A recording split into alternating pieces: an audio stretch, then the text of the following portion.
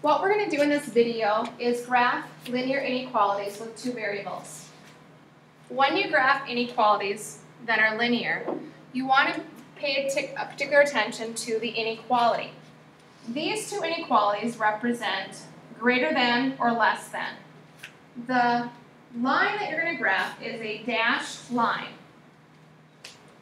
If it has a line underneath it, like these two, these represent less than or equal to or greater than or equal to. Then you're going to graph a solid line.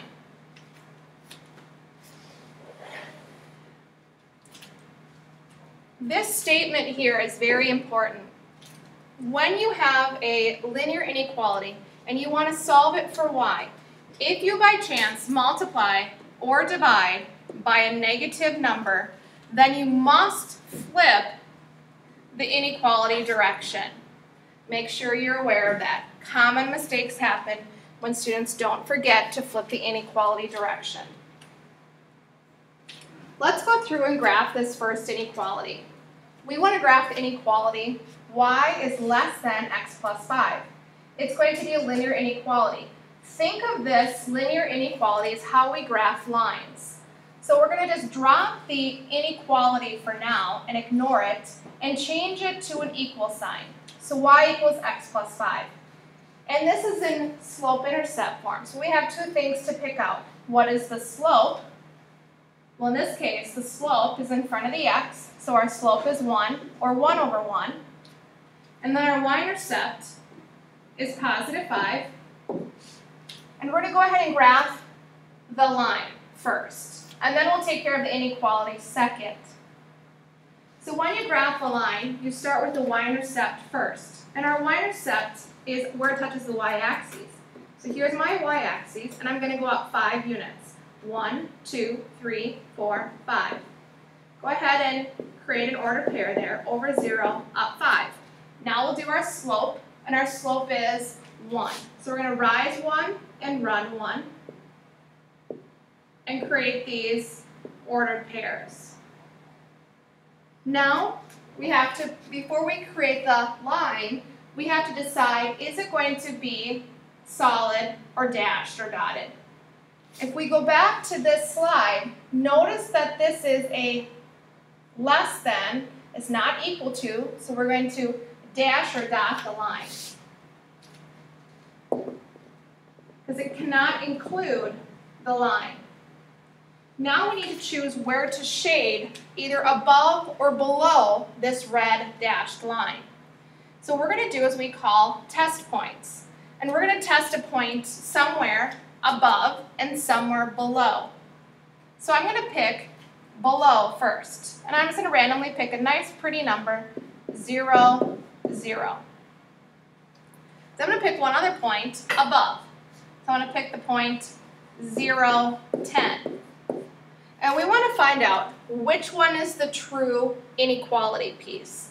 And it could be any ordered pair that I picked below, and then one other ordered pair in that region above. And we are going to substitute it in to this inequality. So let's go ahead and do that. So we want to substitute the point 0, 0 in for x and y. So this represents my x. This represents my y. This represents my x. That represents my y. And we're substituting it into our inequality. Y is less than x plus 5.